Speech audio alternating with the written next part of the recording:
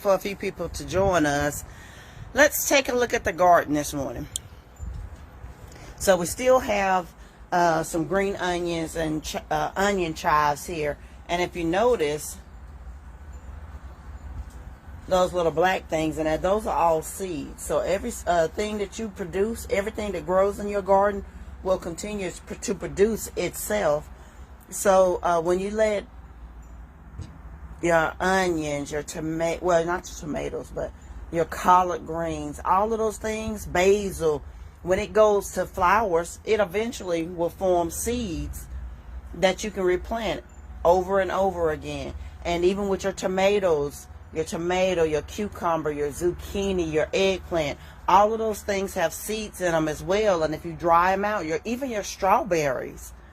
So everything has the ability to reproduce itself, so that you don't continuously have to buy seeds or transplants. So the pepper plants are still doing pretty well. You can tell that it's not as green and vibrant as it was because this is a summertime plant and it loves heat. But we're in the midst of fall. But the beauty of being in Zone 7B is they can survive up until some years it'll be October, some years it'll be November, some years it'll be December, depending on how warm it is. But today we're going to be picking jalapenos. I already have some harvested in the house, and we're going to be making some stuffed jalapenos. Those are pretty small, so I'm going to leave those on. And then we have red cayenne pepper. This red cayenne pepper plant has been getting down. I have given away so much cayenne pepper because it produces way more than I could ever use as a single household or even multiple households. And as you can see there, I have harvested most of the sweet potato. Most of the sweet potato plants. There's only that one there that I'm letting go until maybe November. The snow peas are doing wonderful. We still have this bell pepper plant that's doing wonderful. You can see those are, I've kind of got it resting on the banister. I put it on the other side so that they get more sun, so that they'll go ahead and start changing colors.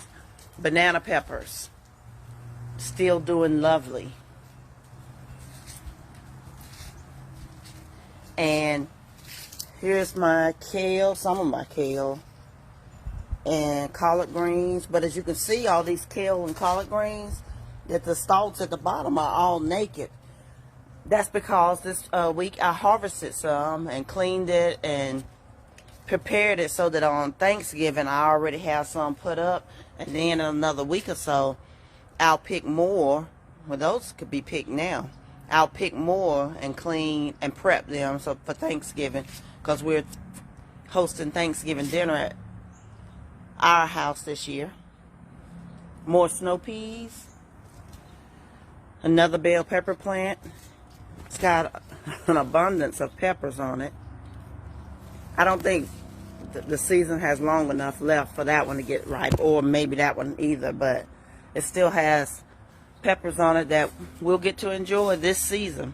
More collard greens and the naked stalks where I picked this week.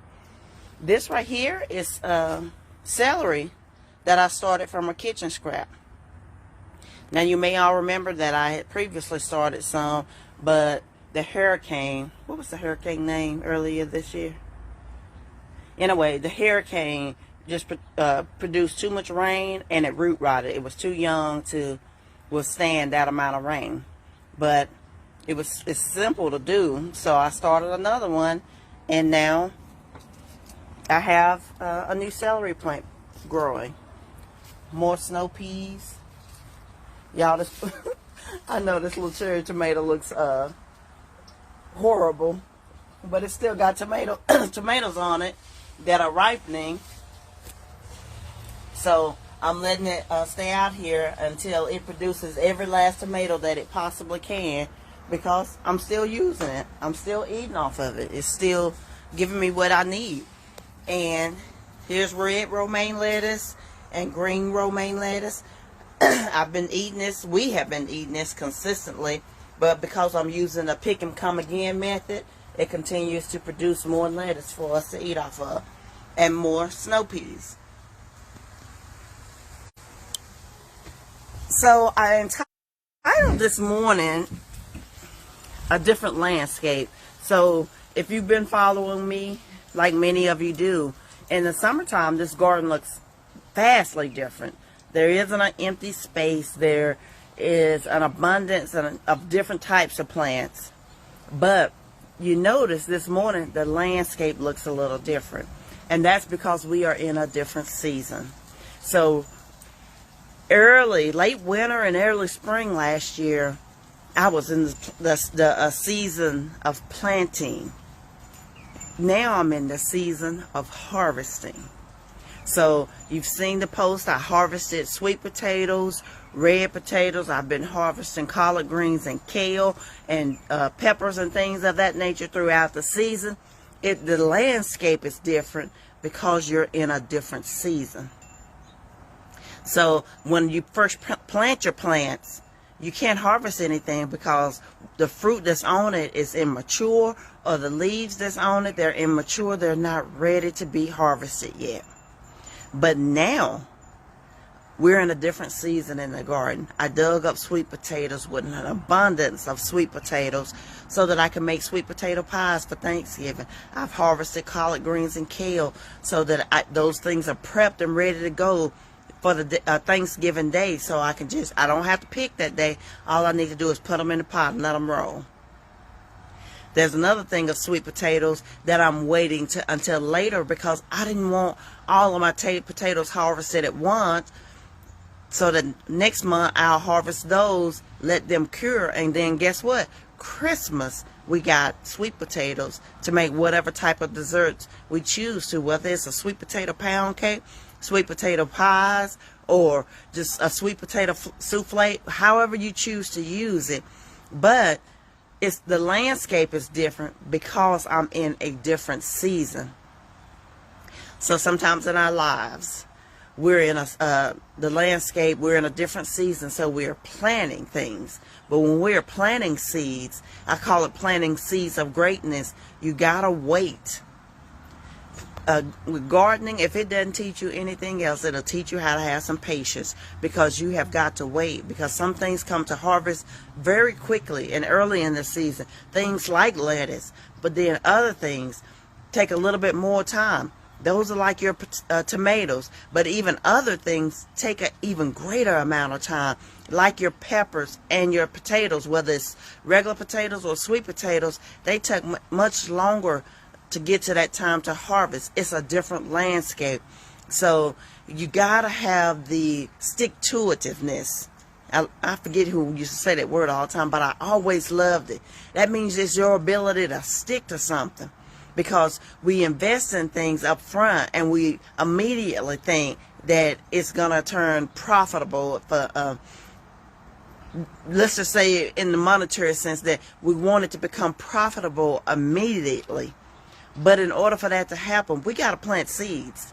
We got to plant seeds early on, and those seeds need the right of sunlight. They need the right amount of water before they will ever produce anything, and they need to be fertilized. If I put all these plants out here and they get water and they get sun, but I never feed them, they're still going to die, because as the plant grows and matures, it's using up the nutrients in the soil. So you got to replenish those nutrients so the plant stays strong and healthy and able to fight off disease and even insects, because if you don't feed it, it will literally starve to death and it will die. Same thing goes for your dreams. Lord have mercy, the same thing goes for your dreams. If you don't feed those dreams, if you don't nurture those dreams, if you don't give them the water, the sunlight, and everything else that they need, your dreams will die. But before you ever water the seed, you got to plant a seed. So what landscape are you in? We want to make sure that we're doing things in every landscape of our life so that it comes to fruition, so that it comes to harvest. We don't get a harvest if we don't plant seeds. We don't get a harvest if we don't water give those seeds sunlight, and then nurture and feed those seeds. So what landscape are you in?